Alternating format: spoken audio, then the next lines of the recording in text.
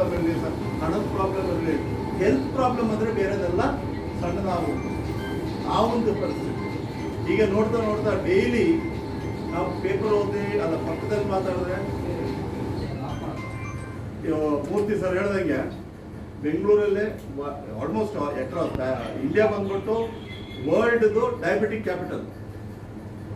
Maximum diabetes ಇರೋದು ಇಂಡಿಯಾದಲ್ಲಿ. ಅದರಲ್ಲಿ ಬೆಂಗಳೂರಲ್ಲಿ more than 10% of Bangalore population diabetes. ಅದರಲ್ಲಿ ಇನ್ನೂ ಎಷ್ಟು ಜನಕ್ಕೆ ಅವ್ರು ಡಯಾಬಿಟಿಸ್ ಇದೆ ಅಂತ ಗೊತ್ತಿಲ್ಲ, ಆರಾಮಾಗಿದ್ದಾರೆ. ಯಾಕಂದ್ರೆ ಇದು ಲಾಸ್ಟ್ ಸ್ಟೇಜಲ್ಲೇ ಪ್ರಾಬ್ಲಮ್ಸ್ ಶುರುವಾಗುತ್ತೆ. ಅದೇ ಥರ ಈಗ ಕ್ಯಾನ್ಸರು ಬಂದ್ಬಿಟ್ಟು 1 in 4 ಆಗಕ್ಕೆ ನೆಕ್ಸ್ಟ್ 10 years ಅಲ್ಲಿ, ಅಂದ್ರೆ ಇವೆಲ್ಲ ಪ್ರತಿಯೊಬ್ಬರು ಮನೆಯಲ್ಲಿ ಆಗೋದು ಬರೋ ಚಾನ್ಸಸ್ ಇರೋ ಚಾನ್ಸಸ್ ಇದೆ ಆ ಥರ. ಈಗ ಯಾಕೆ ಇಷ್ಟೆಲ್ಲ ಕಾಯಿಲೆಗಳು ಇನ್ಕ್ರೀಸ್ ಆಗ್ತದೆ? ಟ್ರೀಟ್ಮೆಂಟು, ಮೆಡಿಸನ್, ರಿಸರ್ಚ್ ಎಲ್ಲ ಡೆವಲಪ್ ಆಗ್ತಾ ಇದೆ. ಕೆಲವು ಕಾಯಿಲೆಗೆ ಇದು ರಿಸರ್ಚ್ ಮಾಡಿ ಅದನ್ನ ಟ್ರೀಟ್ ಮಾಡೋಕ್ಕೆಲ್ಲ ಕಲ್ತಿರೋ. ಈಗ ಈ ಥರ ರಿಸರ್ಚ್ ಮಾಡ್ತಾ ಇರುವಾಗ ಒಂದು ನಾವು ತಿಳ್ಕೊಳ್ಬೇಕಾಗಿರೋದು, ನಮ್ಮ ಬಾಡಿ ಕಾಯಿಲೆ ಬಂದ್ರೆ ನಮ್ಗೆ ಏನಾಗತ್ತೆ, ನಮ್ಮ ಬಾಡಿಯಲ್ಲಿ ಏನಾದರೂ ಕಾಯಿಲೆ ಬಂದ್ರೆ ನಮ್ಗೆ ಇರೋ ಸೆಲ್ಸ್ನ, ಜೀವಕೋಶ ಅದರಿಂದ ಮಾಡಿರೋದು ಸೆಲ್ಸ್ ಎಲ್ಲ ಸೇರಿ ಟಿಶ್ಯೂ ಅಂತ ಆಗುತ್ತೆ. ಟಿಶ್ಯೂಸ್ ಎಲ್ಲ ಸೇರಿ ಆರ್ಗನ್ ಅಂತ. ಈ ನಮ್ಮ ಸೆಲ್ಸು, ಟಿಶ್ಯೂಸು ಮತ್ತು ಆರ್ಗನ್ನು ಡ್ಯಾಮೇಜ್ ಆಗುತ್ತೆ. ಆ ಡ್ಯಾಮೇಜ್ ರಿಪೇರ್ ಮಾಡಬೇಕು, ಮತ್ತೆ ಮುಂದಕ್ಕೆ ಡ್ಯಾಮೇಜ್ ಆಗ್ದಂಗೆ ನೋಡಬೇಕು. ಈ ಥರನೇ ಟ್ರೀಟ್ಮೆಂಟ್ ಎಲ್ಲ ನಡೆಯೋದು ಇದೆ. ಆದ್ರೂ ಸುಮಾರು ಕಾಯಿಲೆಗಳಿಗೆ ಯಾವುದು ಟ್ರೀಟ್ಮೆಂಟು ಕಂಡಿಡಿಯಕ್ಕಾಗಿಲ್ಲ. ಇಲ್ಲಿ ನಮ್ಮ ಮುಂದೆ ಶ್ರೀನಿವಾಸ್ ಸರ್ ಕುಂತವ್ರೆ, ಅವ್ರಿಗೊಂದು ಕಾಯಿಲೆ ಇತ್ತು, ಅವ್ರು ಹೇಳ್ತಾರೆ ಅದ್ರ ಬಗ್ಗೆ, ಬಲ್ಬರ್ ಮಸ್ತೇನಿಯಾ ಅಂತ. ಅದೇ ಡಾಕ್ಟರ್ಸ್ಗೆ ಸುಮಾರು ಜನ ಗೊತ್ತಿಲ್ಲ ಅಂಥದ್ದೊಂದು ಕಾಯಿಲೆ ಇದೆ. ಯಾರಿಗೂ ಅಂಥ ಒಂದು ಕಾಯಿಲೆ ಟ್ರೀಟ್ಮೆಂಟ್ 5-6 ವರ್ಷದಲ್ಲಿ ಮಾಡಿ ಏನೂ ಆಗಿಲ್ಲ. ಅಂಥದ್ರಲ್ಲೂ ಈ ಸ್ಟೆಮ್ ಸೆಲ್ ಟ್ರೀಟ್ಮೆಂಟ್ ಈ ನಮ್ಮ ಕ್ಯೂರ್ಸಲ್ಲಿ ಯೂಸ್ ಮಾಡಿ ಅವ್ರಿಗೆ ಕ್ಯೂರ್ ಬಂದಿದೆ. ಅವಾಗ ಸ್ಟೆಮ್ ಸೆಲ್ಸ್ ಏನು? ಯಾವಾಗಲೂ ಒಂದು ಜೀವ ಸ್ಟಾರ್ಟ್ ಆಗೋದು ಎಷ್ಟು? ಒಂದೇ ಒಂದು ಸೆಲ್ಲಿಂದ. ಒಂದು ಎಗ್ಗು ಮತ್ತೆ ಸ್ಪರ್ಮ್ ಸೇರಿ ಫಾರ್ಮ್ ಆಗೋರು ಝೈಗೋಟ್ ಅಂತ ಹೇಳ್ತೀವಿ. ಆ ಒಂದು ಸೆಲ್ ಡಿವೈಡ್ ಆಗಿ 2 ಆಗುತ್ತೆ, 4 ಆಗುತ್ತೆ, 8 ಆಗುತ್ತೆ. ಹಂಗೆ 120-200 ಆಗುವಾಗ ಒಂದು ಗುಂಪಾಗಿರುತ್ತೆ ಸ್ಟಾರ್ಟಿಂಗಲ್ಲಿ. ಆ ಗುಂಪಿಗೆ ಹೇಳೋದು ಬ್ಲಾಸ್ಟೋಸಿಸ್ಟ್ ಅಂತ. ಈ ಗುಂಪಲ್ಲಿ ಏನಾಗುತ್ತೆ, ಅಲ್ಲಿ ಕೋಡಿಂಗ್ ನಡೆಯೋದು. ಈ ಸ್ಟೆಮ್ ಸೆಲ್ಸ್, ಈ ಒರಿಜಿನಲ್ ಸೆಲ್ಸ್ ಇರುತ್ತಲ್ಲ, ಒಂದು ಜೀವ ಸ್ಟಾರ್ಟ್ ಆಗೋಕ್ಕೆ ಮುಂಚೆ ಆ ಸ್ಟೆಮ್ ಸೆಲ್ಸ್ನ ಅಲ್ಲಿ ಕೋಡಿಂಗ್ ನಡೆಯೋದು. ಅವಾಗ ಎಲ್ಲಿ ಡಿಸೈಡ್ ಮಾಡೋದು, ನೀನು ಹೋಗ್ಬಿಟ್ಟು ಬ್ರೈನ್ ಫಂಕ್ಷನ್ ಮಾಡೋದು, ಬ್ರೈನ್ ಡೆವಲಪ್ ಮಾಡೋದು, ಇನ್ನೊಂದಕ್ಕೆ ಹಾರ್ಟ್ ಡೆವಲಪ್ ಮಾಡೋದು, ಕಿಡ್ನಿ, ಲಿವರ್, ಹಂಗೆ ಎಲ್ಲ ಬಾಡಿದೆಲ್ಲ ಪಾರ್ಟ್ಸನ್ನ ಡೆವಲಪ್ ಮಾಡೋಕ್ಕೆ ಅವ್ರಿಗೆ ಅದು ಸ್ಪೆಷಲೈಸೇಷನ್ ಮಾಡಿ ಕಳಿಸ್ತಾರೆ. ಅದು ನಡೆಯೋದು. ಆದರೆ ಒಂದು ಕೆಲವು ಸೆಲ್ಸ್ ಬಂದ್ಬಿಟ್ಟು ಒರಿಜಿನಲ್ ಫಾರ್ಮಲ್ಲೇ ಇರೋದು. ಅದಕ್ಕೆ ಎಂಬ್ರಿಯಾನಿಕ್ ಸ್ಟೆಮ್ ಸೆಲ್ಸ್ ಅಂತ ಹೇಳೋದು. ಈ ಸ್ಪೆಷಲೈಸ್ಡ್ ಸ್ಟೆಮ್ ಸೆಲ್ಸು ಅಲ್ಲ, ಅಡಲ್ಟ್ ಸ್ಟೆಮ್ ಸೆಲ್ಸ್ ಅಂತ ಬೇರೆ ಹೇಳೋದು. ಈ ಬಾಡಿ ಎಷ್ಟು ಅದ್ಭುತವಾಗಿರೋದಂದ್ರೆ, ನಮ್ಮ ಬಾಡಿಯಲ್ಲಿ ಎಲ್ಲ ಟ್ರೀಟ್ಮೆಂಟ್ ನಾವು ಏನು ಬೇರೆ ಕಡೆ ನೋಡೋದು ಬೇಕಾಗಿಲ್ಲ. ಆ್ಯಕ್ಚುಲಿ ಟ್ರೀಟ್ಮೆಂಟ್ ಇರೋದು ಶಕ್ತಿ ದೇವರು ನಮ್ಮ ಬಾಡಿಗೆ ಕೊಟ್ಟಿದ್ದಾರೆ. ಅಂಥದ್ದೊಂದು ಸಿಚುವೇಶನಲ್ಲಿ ಯಾವುದೇ ಪ್ರಾಬ್ಲಮ್ ಬಂದರೆ, ಯಾವುದೇ ಕಾಯಿಲೆ, ಇಂಜುರಿ, ಡಿಸೀಸ್ ಆ ಥರ ಬಂದಾಗ ಆ ಸೆಲ್ಸ್ ನಮ್ಮ ಬಾಡಿಯಲ್ಲಿ ಇಂಜುರಿ ಆಗಿ ಬಿದ್ದುಬಿಟ್ಟು ಇಂಜುರಿ ಆಗಿ ಮಸಲ್ಸ್ ಎಲ್ಲ ಟೇರ್ ಆಯಿತು, ಅದು ರಿಪೇರ್ ಆಗಬೇಕು, ಅದು ಡೆವಲಪ್ ಆಗಬೇಕು, ಅದನ್ನ ಬಿಲ್ಡ್ ಆಗಬೇಕು. ಅದು ಬಿಲ್ಡ್ ಮಾಡಬೇಕಂದ್ರೆ ಸ್ಟೆಮ್ ಸೆಲ್ಸ್ ಬೇಕಾಗುತ್ತೆ. ಅದರದ್ದು ಸ್ಪೆಷಲೈಸ್ ಸ್ಟೆಮ್ ಸೆಲ್ಸ್ ಅಲ್ಲಿರುತ್ತೆ. ಅದರಿಂದ ಅದು ರೀಬಿಲ್ಡಿಂಗ್ ಎಕ್ಸೈಸ್ ಸ್ಟಾರ್ಟ್ ಆಗುತ್ತೆ. ಯಾವಾಗ ಅದು ಸಾಲದೆ ಬರೋದು, ಆವಾಗ ಒರಿಜಿನಲ್ ಸ್ಟೆಮ್ ಸೆಲ್ಸ್ ನಮ್ಮ ಬೋನ್ ಮ್ಯಾರೋ ಅಲ್ಲಿ ಇರುತ್ತೆ. ಬೋನ್ ಮ್ಯಾರೋ ಅಲ್ಲಿ ಅಲ್ಲಿಂದ ಎಕ್ಸ್ಟ್ರಾಕ್ಟ್ ಆಗುತ್ತೆ. ಅಲ್ಲಿ ಮೆಸೇಜ್ ಹೋಗುತ್ತೆ, ಅಲ್ಲಿ ಹ್ಯಾಂಡ್ ಹತ್ರ ಅವ್ರಿಗೆ ಪ್ರಾಬ್ಲಮ್ ಇದೆ, ಅಲ್ಲಿ ಸಾಲ್ವ್ ಆಗ್ತಾ ಇಲ್ಲ ಅಂತ ಹೇಳಿದ ತಕ್ಷಣ ಇಲ್ಲಿಂದ ಈ ಸ್ಟೆಮ್ ಸೆಲ್ಸ್ ಇದ್ರೇನೆ ನಮ್ಮ ಬಾಡಿಯಲ್ಲಿ ರಿಪೇರ್ ಮೆಕ್ಯಾನಿಸಮ್ ನಡೆಯೋದು. ಇವಾಗ normal treatment, Ayurveda allopathic treatment ಹೆಂಗೆ ಅಂತ ಹೇಳಿದ್ರೆ, ನಾವು 15 years ಪಾಪ ಫೀಲ್ಡ್ ಅಲ್ಲಿ ಇರೋದ್ರಿಂದ ನನಗೆ ಈ ಡ್ಯಾಮೇಜ್ ಆಗೋದನ್ನ ಕಂಟ್ರೋಲ್ ಮಾಡಕ್ ಟ್ರೈ ಮಾಡ್ತಾರೆ. ಆಯುರ್ವೇದಿಕಲ್ಲಿ ಏನ್ ಮಾಡ್ತಾರೆ ಅಂದ್ರೆ, ಆ ಡ್ಯಾಮೇಜ್ ಅನ್ನ ಲಿಮಿಟ್ ಮಾಡಕ್ ಟ್ರೈ ಮಾಡ್ತಾರೆ. ಬಟ್ ಒರಿಜಿನಲ್ ಕಂಪ್ಲೀಟ್ ಕ್ಯೂರ್ ಅಂತ ಹೇಳಿದ್ರೆ, ಒಂದ್ ಕಡೆ ರಿಪೇರ್ ಆಗಬೇಕು, ಒಂದ್ ಕಡೆ ಡ್ಯಾಮೇಜ್ ಕಂಟ್ರೋಲ್ ಆಗಬೇಕು, ಎಲ್ಲ ಆದ್ರೇನೆ ನೆಕ್ಸ್ಟ್ ಫುಲ್ ಕ್ಯೂರ್ ಆಗಬೇಕು. ಈ ಸ್ಟೆಮ್ ಸೆಲ್ಸ್ಗೆ ಅದೊಂದು ಇದಿದೆ. ನಮ್ಮ ಬಾಡಿಯಲ್ಲಿ ಸ್ಟೆಮ್ ಸೆಲ್ಸು ಹುಟ್ಟದಾಗಿಂದ ನಾವು ಬೆಳೀತಾ ಬಂದಂಗೆ ಸ್ಟೆಮ್ ಸೆಲ್ಸ್ ಇನ್ಕ್ರೀಸ್ ಆಗ್ತಾನೆ ಹೋಗುತ್ತೆ. ಬಟ್ ಒಂದು 30-40 ವಯಸ್ಸಾದ್ಮೇಲೆ ಅದು ಪ್ರೊಡಕ್ಷನ್ ಕಮ್ಮಿ ಆಗ್ತಾ ಹೋಗುತ್ತೆ, ವೀಕ್ ಆಗುತ್ತೆ. ಅದು ಕಡಿಮೆ ಆದಂಗೆ ನಮಗೆ ಕಾಯಿಲೆಗಳು ಬರೋಕ್ಕೆ ಚಾನ್ಸಸ್ ಹೆಚ್ಚಿಗೆ ಆಗ್ತಾ ಹೋಗುತ್ತೆ. ಸೊ ಇದು ನಾರ್ಮಲ್ ಲೈಫ್ ಪ್ರೋಸೆಸ್ಸು. ಈ ಮೇಲಕ್ಕೆ ಹೋಗಿ ತಿರ್ಗಾ ಅದು ಯಾವಾಗ ಸ್ಟೆಮ್ ಸೆಲ್ಸ್ ಇದು ಸ್ಟ್ರೆಂತ್ ಕಡಿಮೆ ಆಗುತ್ತೋ ಆವಾಗ ನಮಗೆ ಪ್ರಾಬ್ಲಮ್ ಶುರು ಆಗುತ್ತೆ.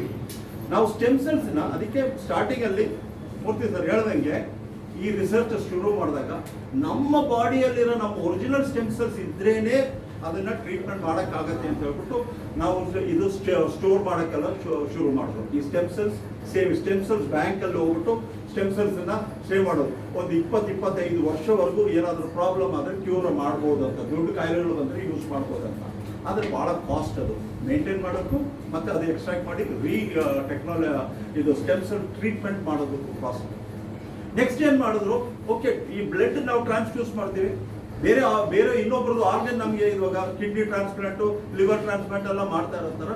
ಈ ಸ್ಟೆಮ್ ಸೆಲ್ಸ್ ಯಾಕೆ ಟ್ರಾನ್ಸ್ಪ್ಲಾಂಟ್ ಮಾಡಬಾರ್ದು ಅಂತ ಹೇಳ್ಬಿಟ್ಟು ರಿಸರ್ಚ್ ಮಾಡಿದ್ರು. ಅದು ಸರಿಯಾಗಾಯಿತು. ಆ ಸ್ಟೆಮ್ ಸೆಲ್ಸ್ ಟ್ರಾನ್ಸ್ಪ್ಲಾಂಟ್ ಮಾಡೋದು, ಬೇರೆ ನಮಗೆ ಮ್ಯಾಚಿಂಗ್ ಇರೋ ಸ್ಟೆಮ್ ಸೆಲ್ಸ್ ಇದ್ರೆ ಬೇರೆ ಕಡೆಯಿಂದ ತಗೊಂಡು ಮಾಡ್ಬೋದು.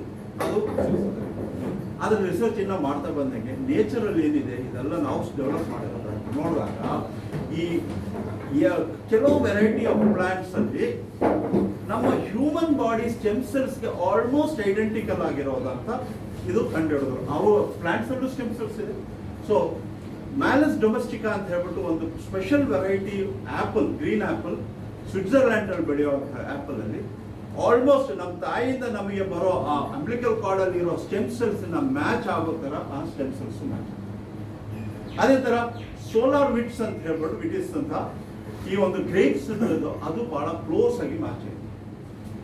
ಸೊ ಈ ಕಂಪನಿ ಒಂದು ಸ್ವಿಟ್ಜರ್ಲ್ಯಾಂಡ್ ಒಂದು ರಿಸರ್ಚ್ ಸೆಂಟರ್ ಬಹಳ ರಿಸರ್ಚ್ ಮಾಡಿ ಹ್ಯೂಮನ್ ಇದಕ್ಕೆ ಇದು ಬಹಳ ಯೂಸ್ ಆಗುತ್ತೆ ಅಂತ ಹೇಳ್ಬಿಟ್ಟು ಮತ್ತೆ ರಿಸರ್ಚ್ ಮಾಡಿ ನಮ್ಮಲ್ಲಿ ಅದು ಅಬ್ಸರ್ವ್ ಆಗತ್ತಾ, ಅದು ಯಾವ್ದಾರು ಅಬ್ಸರ್ವ್ ಆಗಿ ಅದು ರಿಸರ್ಚ್ ಮಾಡಿ.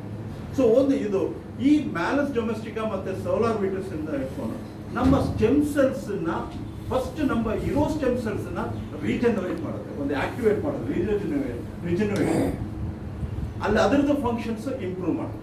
ಸೆಕೆಂಡ್ ಬಂದ್ಬಿಟ್ಟು ಅದು ಬೇರೆ ಡ್ಯಾಮೇಜ್ ಆಗಿರೋ ಸ್ಟೆಮ್ ಸೆಲ್ಸ್ ಅಲ್ಲ ಫಂಕ್ಷನಿಂಗ್ ಸ್ಟಾಪ್ ಆಗಿರೋದನ್ನ ರಿಆಕ್ಟಿವೇಟ್ ಮಾಡುತ್ತೆ, ಮತ್ತೆ ಇದು ಹೊಸ ಸ್ಟೆಮ್ ಸೆಲ್ಸ್ ಜನರೇಟ್ ಮಾಡುತ್ತೆ. ಅದರಿಂದ ನಾವು ಟ್ರೀಟ್ಮೆಂಟ್ ರಿಸಲ್ಟ್ಸ್ ಕಂಡುಹಿಡಿಯಬಹುದು. ಅದ್ರ ಜೊತೆಗೆ ಸರ್ ಹೇಳ್ದಂಗೆ ಬೇರೆ ಒಂದು ಕೆಲವು ಇಂಗ್ರೀಡಿಯೆಂಟ್ಸ್ ನಮಗೆ ಒಂದ್ ಕಡೆ ರಿಪೇರ್ ಆಗಬೇಕು, ಬೇರೆ ಒಂದೊಂದು ಕಡೆ ಸ್ಟ್ರೆಂಥನಿಂಗ್ ಆಗಬೇಕು. ಅದಕ್ಕೆ ಬೇಕಾಗಿರೋದು ಆಂಟಿ ಆಕ್ಸಿಡೆಂಟ್ಸು. ನಮ್ಮ ಬಾಡಿಯಲ್ಲಿ ಟಾಕ್ಸಿನ್ಸ್ ಅಂತೂ ಡೈಲಿ ನಾವು ಸೇರಿಸ್ತಾ ಇದೀವಿ, ಅದನ್ನ ಫೈಟ್ ಮಾಡೋಕ್ಕೆ ಆಂಟಿ ಆಕ್ಸಿಡೆಂಟ್ಸ್ ಅಂತ ಹೇಳ್ಬೇಕು.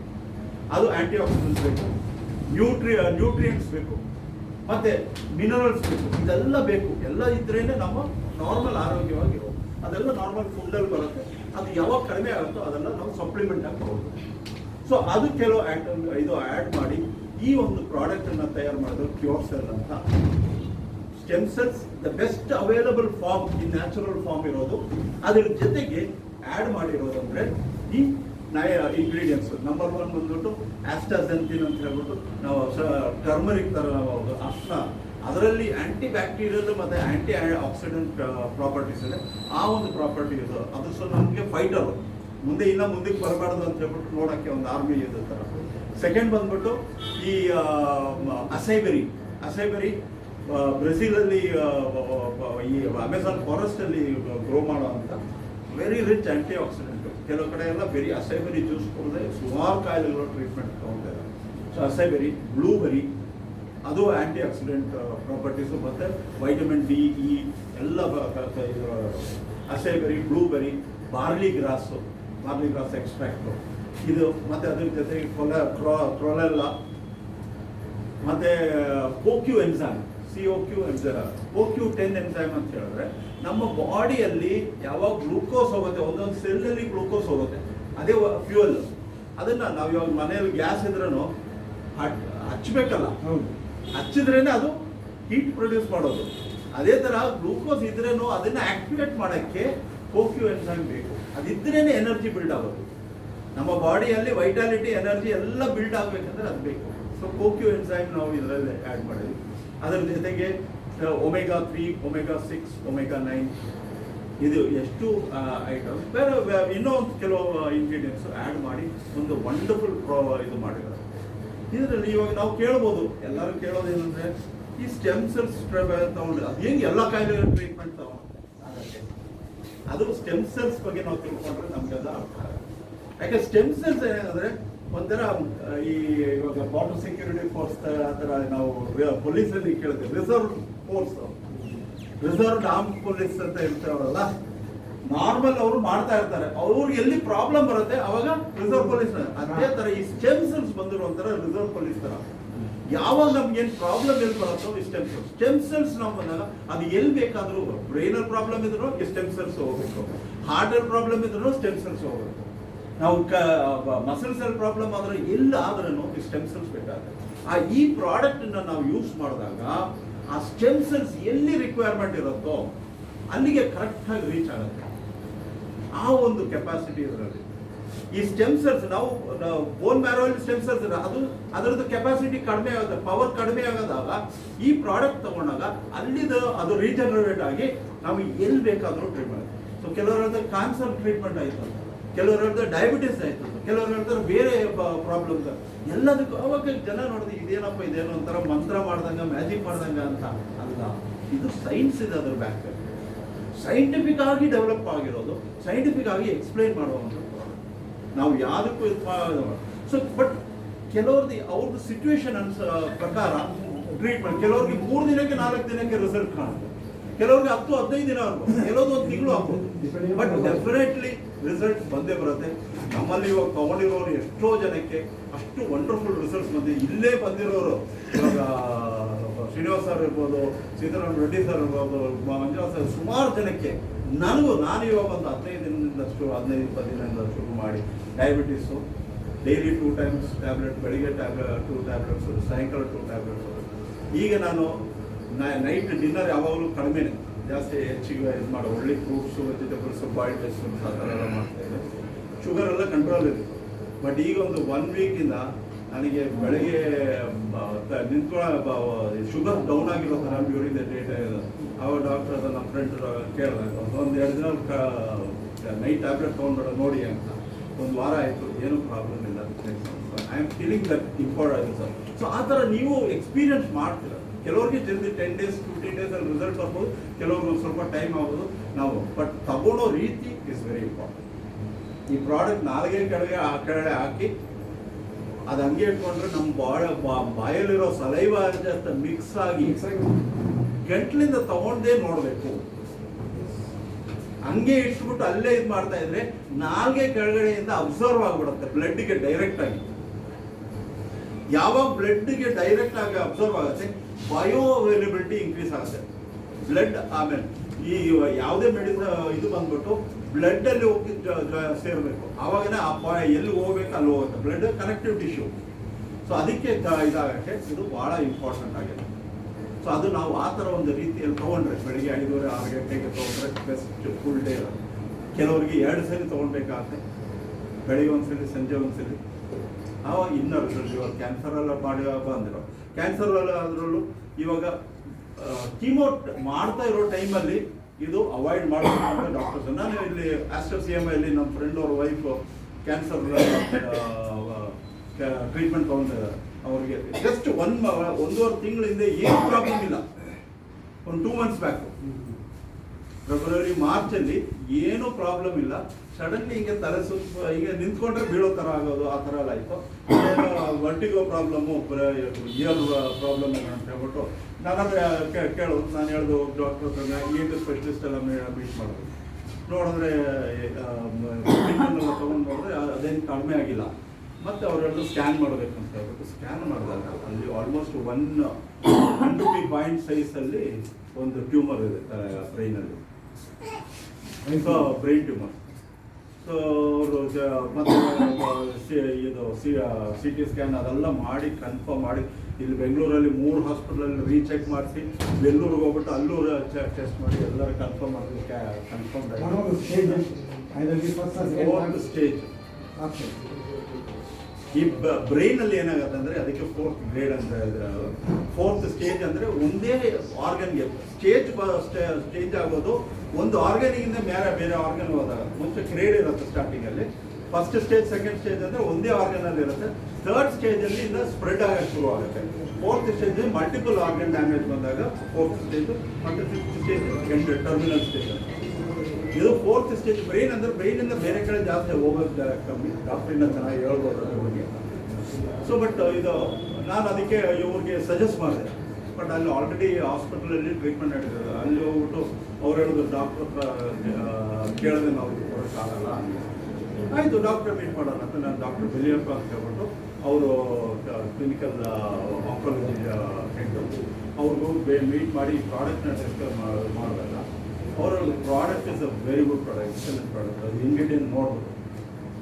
ಆದರೆ ನಾನು ಈ ಕೀಮೋ ಟ್ರೀಟ್ಮೆಂಟ್ ಕೊಡ್ತಾ ಇರೋ ಟೈಮಲ್ಲಿ ಕೊಡೋಕ್ಕಾಗಲ್ಲ. ಯಾಕೆಂದರೆ ಅದು ಕೀಮೋ ಟ್ರೀಟ್ಮೆಂಟ್ಗೂ ಇದಕ್ಕೂ ಇಂಟರ್ಫಿಯರ್ ಆಗೋ ಚಾನ್ಸ್ ಇದೆ. ಇದರಲ್ಲಿ ಆ್ಯಂಟಿ ಆಕ್ಸಿಡೆಂಟ್ಸ್ ಹೆಚ್ಚಿಗಿರೋದ್ರಿಂದ ಅವ್ರಿಗೆ ಬೇಕಾಗಿರೋದು ಆ್ಯಂಟಿ ಆಕ್ಸಿಡೆಂಟ್ಸ್ ಆ ಟ್ರೀಟ್ಮೆಂಟ್ಗೆ ಅಲ್ಲ, ಆಕ್ಸಿಡೇಷನ್ ಸ್ಟ್ರೆಸ್ ಬೇಕು, ಹಂಗೆ ಆ ಟ್ರೀಟ್ಮೆಂಟ್ ಮಾಡೋದು. ಅದರಿಂದ ನಾವು ಈ ಟ್ರೀಟ್ಮೆಂಟ್ ಆಗಿದ ತಕ್ಷಣ ನಾವು ಇದು ಮಾಡ್ಬೋದು.